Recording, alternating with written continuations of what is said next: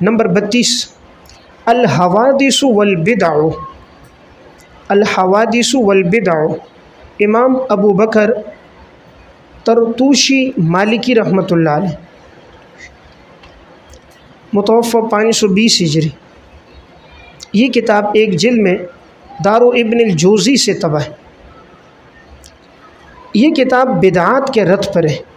اگر کوئی ابتدائی کتابوں میں بدعات کے رد پہ مواد پڑھنا چاہ رہا ہے، روایات، آثار بدعات کی تردید پر، اسلاف امت کے اقوال اسے مل جائیں، سلف کے اقوال ملیں اور بدعتیں کون کون سی ہیں وہ سامنے آ جائیں، تو یہ کتابیں، تو انہوں نے جیسے نام میں بھی اس کا اظہار کیا ہے الحوادث والبدع، کہ جو نو ایجاد بدعات ہے اس کا تذکرہ۔ اردو زبان میں اگر کوئی پڑھنا چاہے کہ بدعات کے رد پر اچھی کتاب ہے، امام اہل سنت مولانا سرفراز خان صفدر صاحب نور اللہ مرقدہ کی راہ سنت، راہ سنت، یہ کتاب بڑی مفید ہے۔ اس میں جتنی بدعات اس وقت رائج ہیں، خاص طور پہ اہل بدعات کے ساتھ جن پر اختلاف ہے، اس کا تذکرہ، جیسے تیجا ہے، 40ویں ہے، عرس ہے، قبروں پر آذان ہے، قبروں پہ پھول چڑھانا ہے، اور 12 ربیع الاول کے دن عید میلاد منانا ہے۔ اس طرح کی دیگر جتنی بدعات ہیں ان کا تذکرہ مدلل انداز میں۔ جنازے کے بعد دعا کرنا جیسے بدعتیوں کے ہاں رائج ہے، تو اس کی بھی تردید کی ہے۔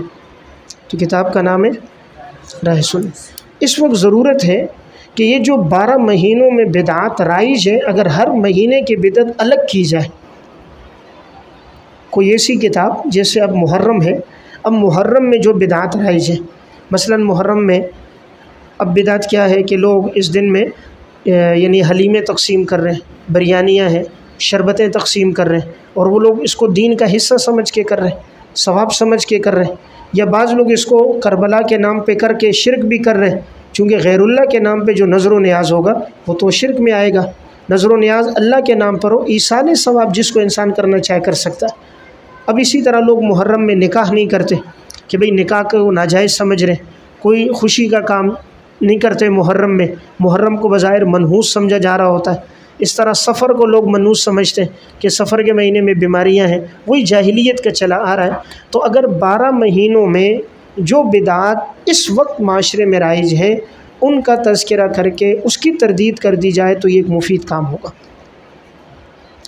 نفس بدعات کے رد پر تو کام ہے، جیسے کہ اس کتاب میں بھی راہ سنت میں، اور الاعتصام علامہ شاطبی رحمۃ اللہ علیہ کی ایک کتاب ہے الاعتصام، تو اس میں بھی سنت پر بڑا مواد ہے بدعات کے رد پہ، تو بدعات کے رد پر تو کام ہے۔ اسی طرح بدعات اور اہل بدعت مولانا محمد اقبال رنگونی کی کتاب ہے، تو اس میں بھی بدعات کی تردید پہ کافی مواد ہے، لیکن اگر اس پر کام ہو جائے امید ہے اس کا فائدہ ہوگا۔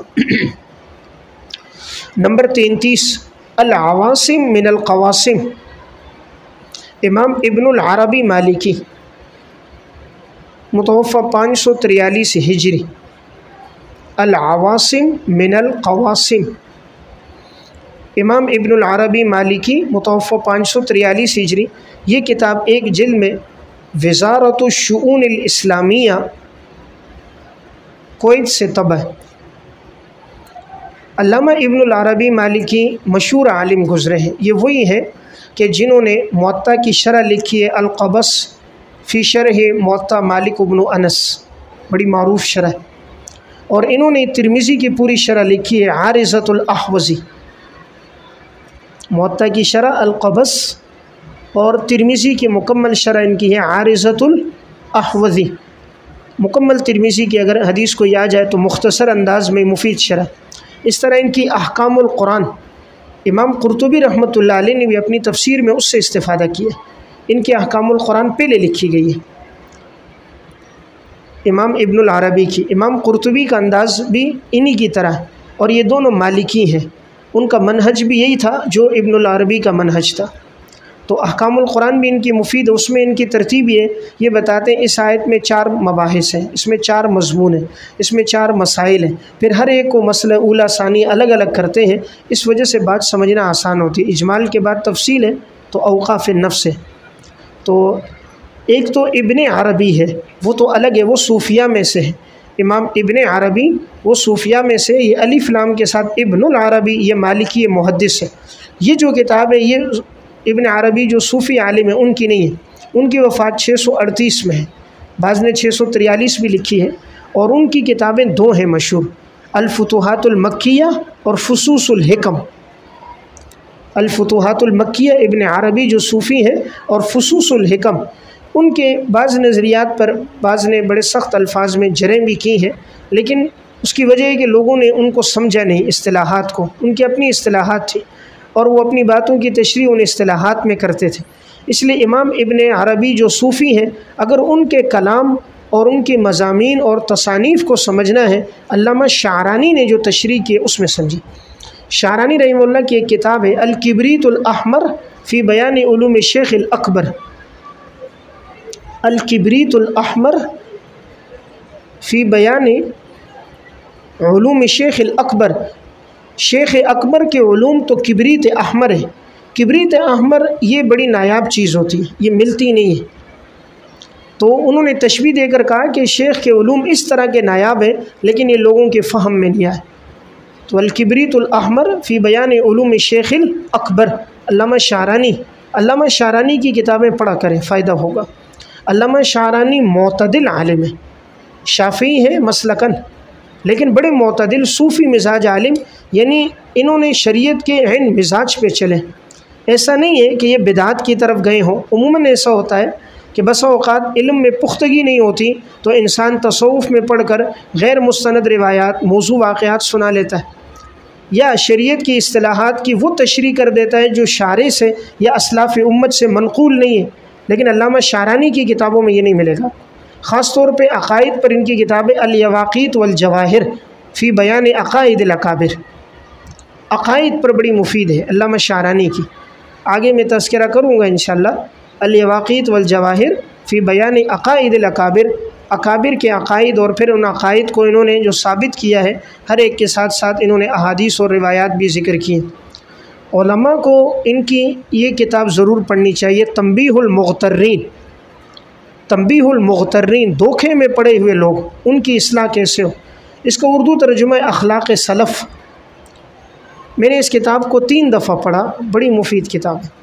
یعنی عموماً ایسا ہوتا ہے جب انسان میں علم آتا ہے اس کی توجہ کم ہو جاتی ہے اور تواضع کی کمی آ جاتی ہے، اللہ سے تعلق میں کمی آ جاتی ہے۔ اگر اس کتاب کو مطالعے میں رکھیں گے، اسلاف کی صفات کیا تھیں جس وجہ سے اللہ نے ان کو عزت دی، سلف کے وہ کون سے اوصاف ہیں جس سے معاشرے میں عزت بنتی۔ ہم تو مادیت کے پیچھے لگے نا، اصل چیز تو روحانیت ہے، روحانیت کے وہ کون سے اوصاف، انہوں نے گویا اپنی زندگی کا خلاصہ نکالا کہ اگر کوئی ان اوصاف میں پڑھے گا اللہ اس کو عزت دے گا۔ تو ممکن ہو یہ پڑھے، مکتبہ لدھیانوی سے ترجمہ چھپا ہوا ہے اخلاق سلف کے نام سے، اچھے کاغذ میں،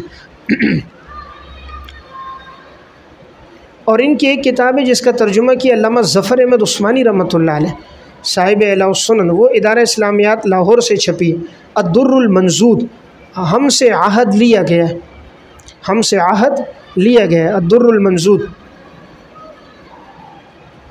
اس میں اسلاف کس باتوں پہ عہد لیتے تھے، جب کسی کو بیعت کرتے، جب کسی کی اصلاح کرتے، وہ کن باتوں پہ لیتے، تو انہوں نے وہ تمام عہود اس میں ذکر کیے ہیں، اور بڑی مفید کتاب ہے۔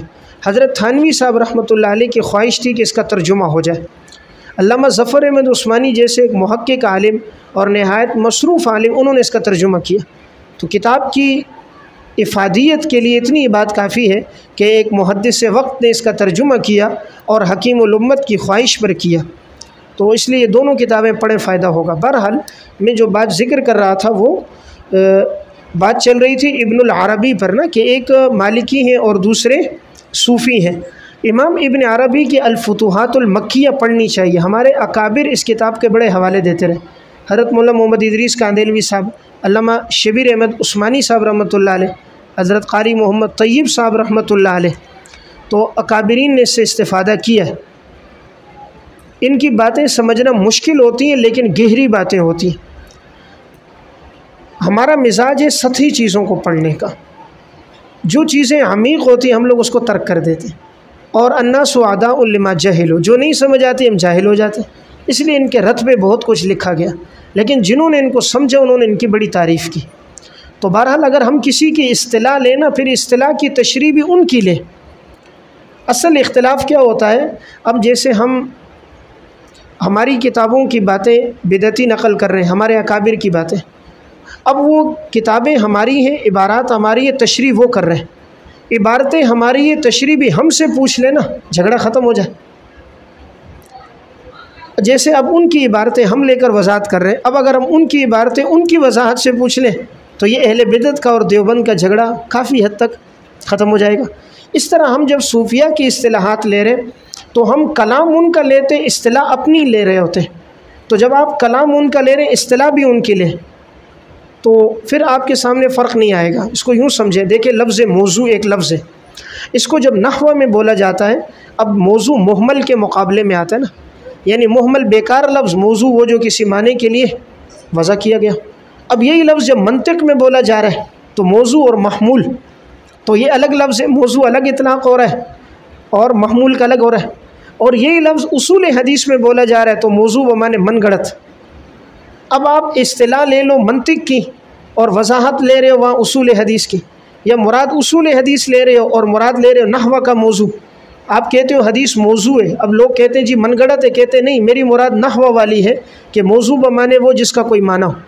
تو جب آدمی اصطلاح جس فن کی لے تو تشریح بھی اسی فن کی لے، تو پھر جھگڑا نہیں ہوتا۔ بہرحال امام ابن عربی کے بارے میں نے ایک بات عرض کر دی، علامہ شعرانی نے جو ان کتابوں کی تشریحات کی ہیں تو یہ بڑی مفید ہے۔ تو یہاں جس ابن العربی کی بات ہے وہ مسلک کے اعتبار سے مالکی عالم ہے۔ العواصم من القواسم، اس کتاب کا عنوان یہ ہے کہ حضرات صحابہ اکرام میں خاص طور پہ مشاجرات جو ہوئے ہیں، اس میں اہل سنت کا کیا عقیدہ رہا ہے اس کی تشریح کی ہے، کس بات کو بیان کیا جائے، کس بات سے انسان بچے، کیا نظریات بیان کرے اور کس سے اپنے آپ کو بچائے۔ حضرات سلف کے بارے میں، خصوصاً صحابہ اکرام کے بارے میں، خلفائے راشدین کے بارے میں، خلافت کے بارے میں، امامت کے بارے میں، اور آگے جو جنگ صفین، جنگ جمل کے بارے میں کیا نظریات ہونے چاہیے، کس سے اجتناب کرنا چاہیے، اس سلسلے میں ان کی یہ کتاب ہے۔ نمبر 34 الملل والنحل، علامہ محمد بن عبد الکریم شہرستانی، محمد بن عبد الکریم شہرستانی، متوفی 548 ہجری۔ یہ کتاب 3 جلدوں میں مؤسسۃ الحلبی سے طبع ہے۔ عقائد پر لکھی گئی کتابوں میں، ابتدائی کتابوں میں یہ بڑی مفصل کتاب ہے۔ انہوں نے یہ کیا، اس کتاب کی خصوصیت یہ، انہوں نے مثلاً پہلا باب قائم کیے، شروع میں ایک باب ہے مسلمانوں میں فرقے کتنے بنے، مسلمانوں میں فرقے۔ اب وہ فرقے معتزلہ، کرامیہ، جہمیہ، مرجیہ، یہ سارے وہ تھے جو اسلام کا نام لے رہے تھے، یعنی یہودی اپنے آپ کو یہودی یا عیسائی نہیں کہہ رہے تھے بلکہ اپنے آپ کو مسلمان کہہ رہے تھے۔ تو مسلمانوں میں کتنے فرقے بنے، پھر انہوں نے یہودیوں میں کتنے فرقے، نصارہ میں کتنے، مجوس میں کتنے، ہر عقیدے کو لکھ کر پھر ہر فرقے کے الگ الگ نظریات لکھے۔ تو اس اعتبار سے یہ کتاب مفید ہے کہ اگر کوئی آدمی یہ سمجھنا چاہے اصول کیا ہیں، فروع کیا ہیں، ماخذ کیا ہے اور اس کے تحت ماتحت کتنے ہیں اور کتنے اب تک بنے ہیں، چاہے اس فرقے کو ماننے والے بہت کم لوگ ہوں، گنے چنے ہوں، انہوں نے اس کا بھی تذکرہ کیا۔ اس لیے جامعیت کے لحاظ سے فرقوں کے تذکرے میں یہ کتاب جامع، فرقوں کے تذکرے میں اور ان کی شاخوں کے تذکرے میں یہ کتاب جامع۔ تو اس میں معتزلہ، جہمیہ، خوارج، مشبہہ، مجسمہ سب کا تذکرہ ہے۔ اور پھر انہوں نے آخر میں اہل کتاب کے فرقے بھی بیان کیے، فلاسفہ کے بھی، حالانکہ عموماً اس کو لوگ نہیں بیان کرتے، فلاسفہ میں کتنے فرقے ہیں اس کا بھی تذکرہ ہے۔ جاہلیت میں کتنے فرقے تھے، زمانے جاہلیت کے اندر کون کون سے فرقے اور کون کون سے نظریات کے وہ لوگ حامل تھے۔ اس طرح ہندوؤں میں کتنے فرقے، ہندو جو جماعتیں ہیں ان ہندوؤں کے اندر، بدھ مذہب ہے، ان کے اندر کتنے فرقے ہیں، ہندوؤں کے فرقوں کا بھی تذکرہ کیا، ان کے نظریات بھی لکھے۔ تو بہرحال اگر کوئی تفصیل سے پڑھنا چاہے تو علامہ شہرستانی کی یہ کتاب سب سے مفید ہے۔